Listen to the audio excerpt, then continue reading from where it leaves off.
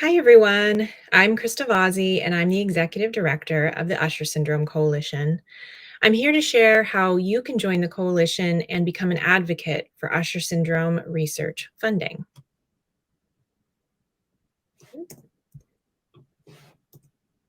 I've worked for the coalition for nearly a decade, but I first connected with the Usher Syndrome community and this organization almost 14 years ago when I met an 8-year-old girl named Bella.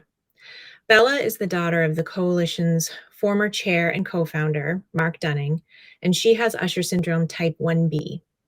Bella was the first person I met with Usher syndrome and my first Ush family member, as we like to call it.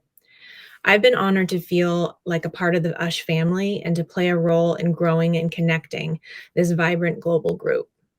On the screen, I'm showing a grid of 9 photos of different members of our Ush family, ranging from a man tactile signing with a woman to a woman with her guide dog, young children, young women and men, all smiling, all living with Usher syndrome. The other 2 photos show Bella and me together, one when she was about 12, standing next to me in Seattle, and the second showing us smiling at a concert just a few years ago.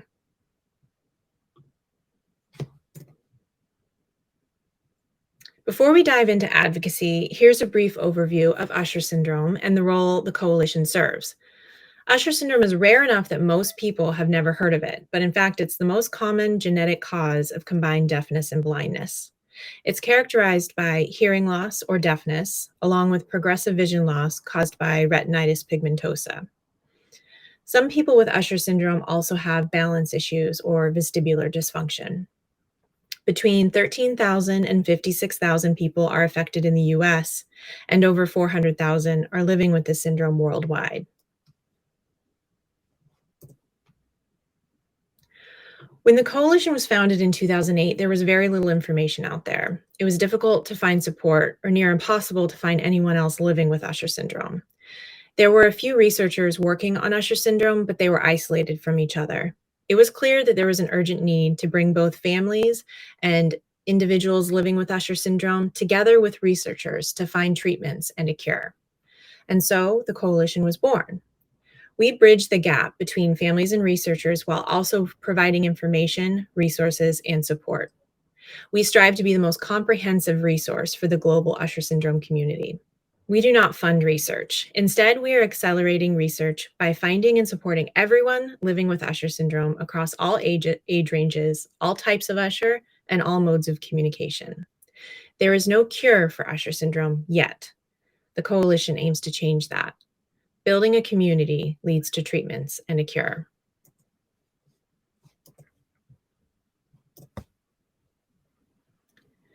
Now, turning our attention to advocacy, I'll share where we started and the milestones we've achieved, where we are today with our USH champions, and where we need to go from here with your help. While the coalition does not directly fund Usher syndrome research, we wholeheartedly believe in the power of this community. Engaged, informed, and vocal communities are behind some of the most meaningful shifts in research funding and attention paid to their disease communities. Advocacy is particularly important if you're part of a rare disease community like Usher syndrome. Our USH family can and will succeed in advocating for increased federal funding and Usher syndrome research, bringing us all closer to treatments. We started by identifying the gap that we are working to fill. Put simply, more federal funding needs to be directed to Usher syndrome research in order to make meaningful progress toward treatment development. We need to do this in a way that doesn't impact the research currently being done for other rare diseases.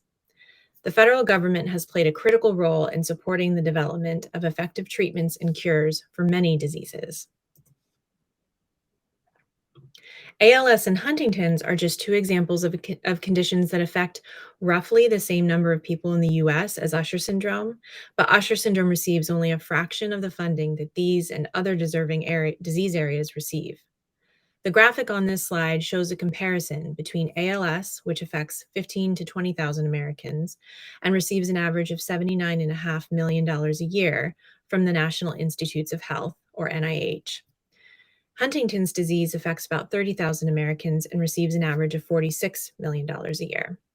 Usher syndrome affects, as I mentioned, anywhere between 13,000 and 56,000 Americans and receives an average of 17.5 million a year, but we believe that number is actually closer to about 7 million when you don't count projects where Usher syndrome is not a primary research priority.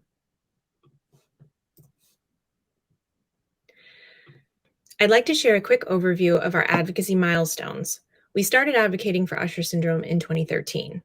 Much of our time was spent educating members of Congress and staffers about Usher syndrome, since most have not heard of it.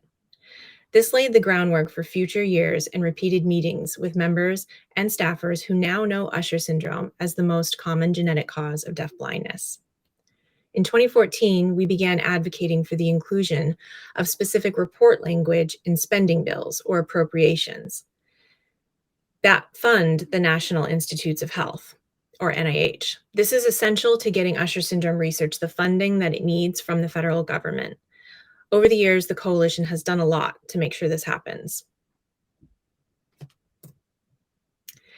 Until 2015, we actually had no way of knowing how much funding the NIH was directing towards Usher syndrome research. So the coalition worked with the President's Office of Management and Budget, OMB, to get Usher syndrome added as a new category in the NIH categorical spending list. And now we can track funding year over year. In 2015, the coalition also launched the first global Usher Syndrome Awareness Day, which now falls on the third Saturday in September each year. This was also entered into the congressional record by Senator Ron Wyden of Oregon. Since that time, members of your Ush community have received proclamations from their governors recognizing Usher Syndrome Awareness Day in 20 states. The coalition continued to work to get report language included in specific appropriations bills from fiscal year 2015 through fiscal year 2018. In 2020, we reactivated our outreach efforts to members of Congress, virtually, of course, and we asked for their help in advancing our goals in Congress and with government decision makers. The response was fantastic. We also launched Ush Champions, our team of advocates ready to make their voice heard and help ensure Usher syndrome research gets the federal funding it needs. Last year, we were able to make some important contacts and develop relationships with some key staff and members in Congress.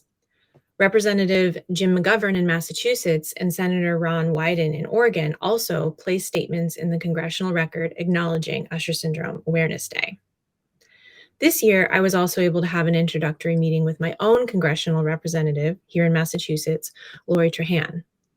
In short, for a grassroots team with just a few volunteers, volunteer lobbyists, and myself, we've accomplished a lot. Imagine what we can do if everyone who has an interest in advocating for Usher syndrome gets involved. Now, if we've gotten this far and you are interested in becoming an advocate, this last bit of my talk will give a little bit more context about one of our strategies, getting report language in spending bills and why this matters. So why do we care about appropriations bills? Appropriations are annual decisions made by Congress about how much money the federal government agencies, like the National Institutes of Health, receive, as well as identifying funding priorities. Report language are essentially additional directions that accompany the funding amounts. It's often included in appropriations bills. While report language is not legally binding, it is generally followed by agencies like NIH.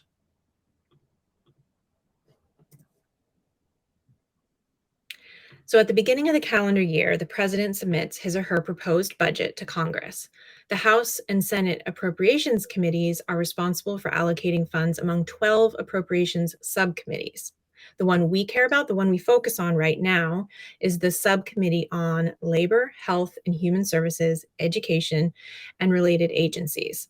Now that's a mouthful, so we often refer to it as LHHS for short. This is the subcommittee that funds NIH, so this has been our primary focus.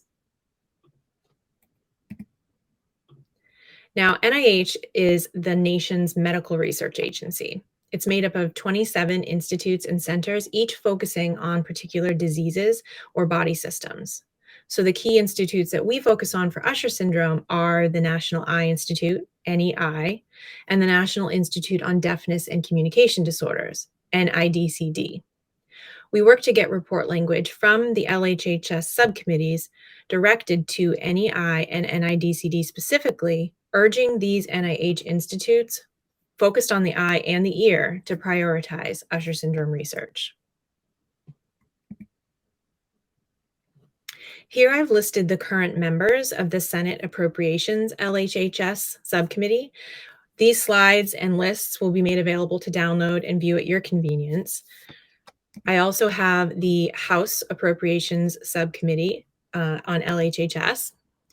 And if you have a member on either the Senate or House LHHS subcommittees, please reach out to us. These are key for us. Now that we've caught up on what we've done so far in our advocacy, here's a snapshot of where we are today. This map of the United States shows where we have 28 USH champions. These volunteer advocates are in 20 states representing 28 congressional districts. Our goal is to have at least one USH champion in each state, and perhaps even one champion per district, so every single member of Congress will have at least one Usher syndrome advocate directly communicating with them.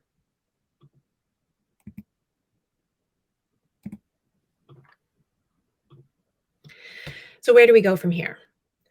Our annual Awareness Day is quickly approaching, falling on Saturday, September 17th this year. The House and Senate are in session the week leading up to our USH Day, so this is a great opportunity to make your voice heard. My first ask is, can you come to Washington, D.C. for a day on Capitol Hill? It's recommended to try to meet your members midweek, so that would be Tuesday, Wednesday, or Thursday, September 13th, 14th, or 15th. But if you can't come to DC, don't worry. You can also visit your member's district office near your home that same week. You'll meet with your member's staff, but that's great because staffers get the work done. Alternatively, go virtual.